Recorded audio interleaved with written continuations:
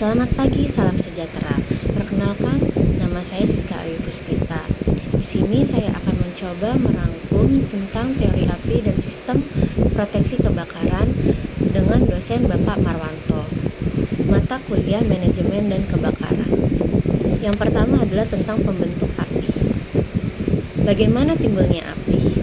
Api adalah reaksi kimia dari beberapa elemen yang mengalami perubahan dan menghasilkan panas, yang disebut dengan teori segitiga api.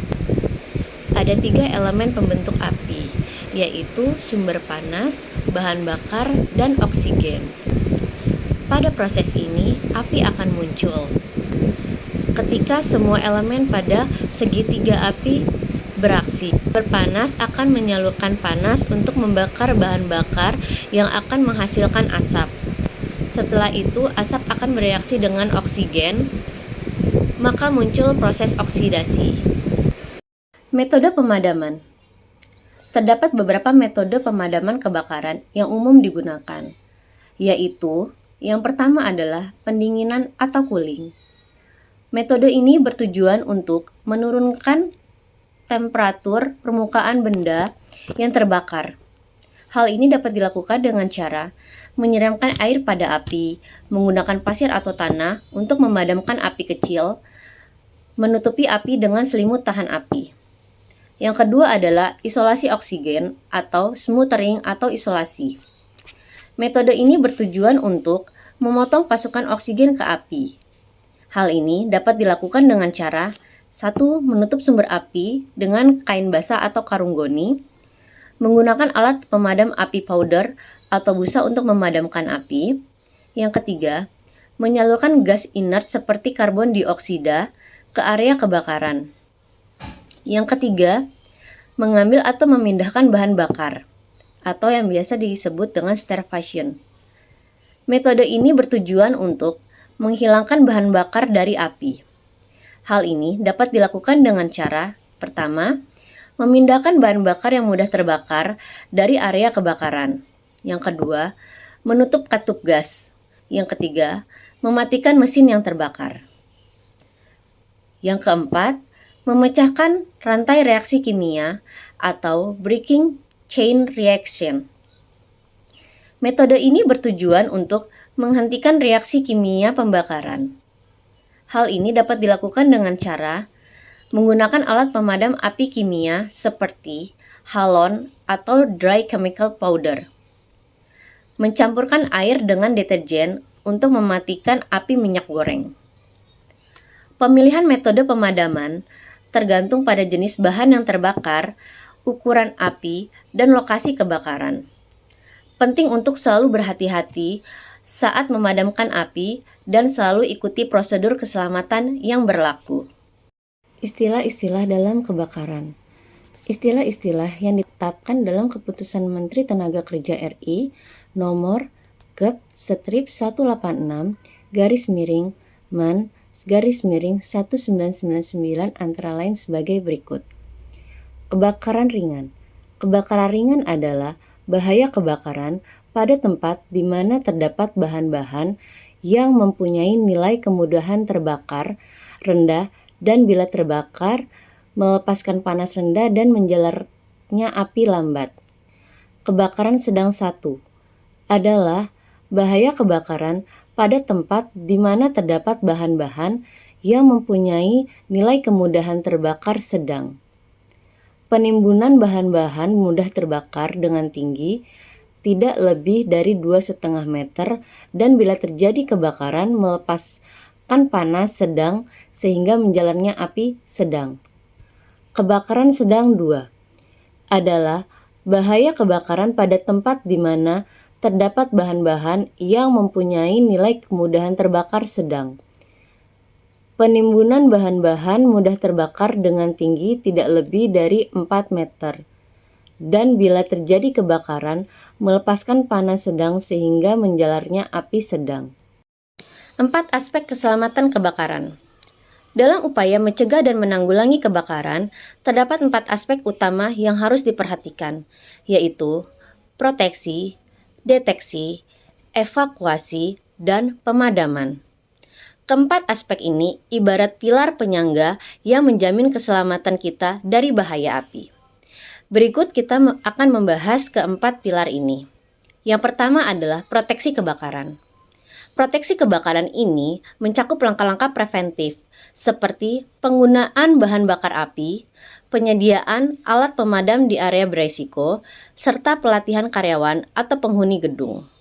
Dengan proteksi yang memadai, kita dapat meminimalkan risiko terjadinya kebakaran. Yang kedua adalah deteksi dini. Deteksi dini, sistem detektor asap, panas, dan alarm kebakaran berperan krusial untuk memberi peringatan bahaya sesegera mungkin.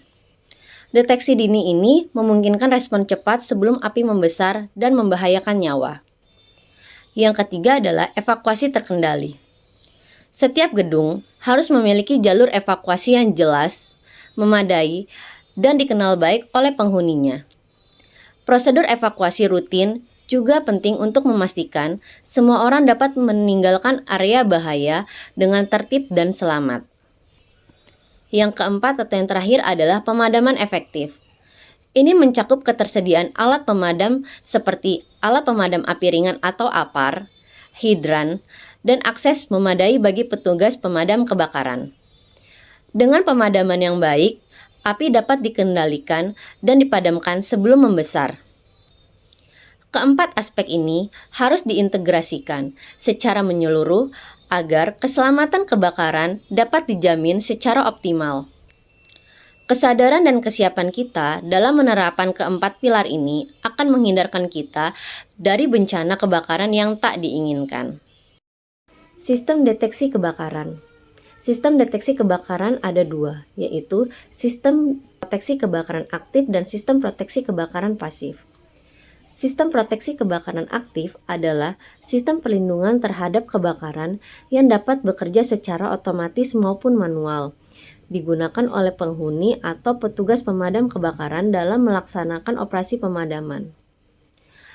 Sistem proteksi pasif adalah sistem perlindungan bangunan terhadap bahaya kebakaran melalui pertimbangan sifat termal bahan bangunan terhadap api, penerangan, kompartemenisasi, serta persyaratan ketahanan api struktur bangunan. Sistem deteksi dan alarm kebakaran adalah suatu alat untuk memberitahu kebakaran tingkat awal yang mencakup alarm kebakaran manual dan kebakaran otomatis. Komponen sistem deteksi dan alarm kebakaran yaitu memiliki rincian. Komponennya adalah detektor kebakaran, alarm kebakaran, titik panggil manual, panel kontrol alarm, sistem sumber daya listrik, kabel, dan peralatan bantu instalasi. Hidran kebakaran. Hidran kebakaran memiliki arti, yaitu suatu sistem instalasi atau jaringan pemipaan yang berisi air bertekanan tertentu yang digunakan sebagai sarana pemadam kebakaran. Hidran kebakaran bisa dimanfaatkan oleh penghuni bangunan atau gedung, tim tanggap darurat, dan pemadam kebakaran. Komponen hidran dan fungsinya berdasarkan SNI 03-1735-2000 tentang tata cara perencanaan akses bangunan dan akses lingkungan untuk pencegahan bahaya kebakaran pada bangunan. Ada pula SNI 03-1745-2000 tentang tata cara perencanaan dan pencegahan bahaya kebakaran pada bangunan atau gedung. Pergub nomor 92 tahun 2014 tentang persyaratan teknis dan tata cara pemasangan sistem kebakaran. Sprinkler otomatis atau pemercik otomatis. Sprinkler otomatis adalah suatu sistem instalasi pemadam kebakaran yang dipasang secara tetap atau permanen di dalam sebuah bangunan, yang dapat memadamkan kebakaran secara otomatis dengan menyemprotkan air secara otomatis. Dengan menyemprotkan air di tempat mula terjadinya kebakaran, aktifnya adalah ketika panas yang membuat bulb atau kaca menjadi pecah. Sprinkler sendiri memiliki beberapa macam, yaitu pendant, sidewall, konslet, dan pompa kebakaran. Pompa kebakaran adalah seperangkat alat yang berfungsi untuk memindahkan air dari penampungan ke ujung pengeluaran, atau yang disebut dengan nozzle. Untuk kebutuhan pemadam kebakaran, pompa ada 3. Dalam hal ini adalah untuk hidran, yaitu pompa pacu atau joki, pompa main pump atau pompa utama, dan pompa cadangan. Pompa pacu atau joki berfungsi untuk mempertahankan tekanan statis dalam jaringan sistem hidran. Bekerja mengembalikan tekanan ke posisi semula, memantau kebocoran pada jaringan sistem pompa. Cara kerjanya adalah memulai dengan otomatis dan menghentikan juga secara otomatis. Pompa utama atau electric pump atau main pump sebagai penggerak utama sistem hidran kebakaran. Bekerjanya memulainya secara otomatis, setelahnya stopnya secara manual. Pompa cadangan berbentuk diesel pump, penggerak mesinnya adalah mesin diesel. Sebagai penggerak cadangan dari sistem hidran, meskipun sebagai cadangan, kondisinya harus siaga beroperasi. Terlebih apabila main pump mengalami kerusakan atau sumber utama listrik atau PLN mengalami pemadam, dan cara kerjanya adalah memulainya secara otomatis dan menyetopnya secara manual.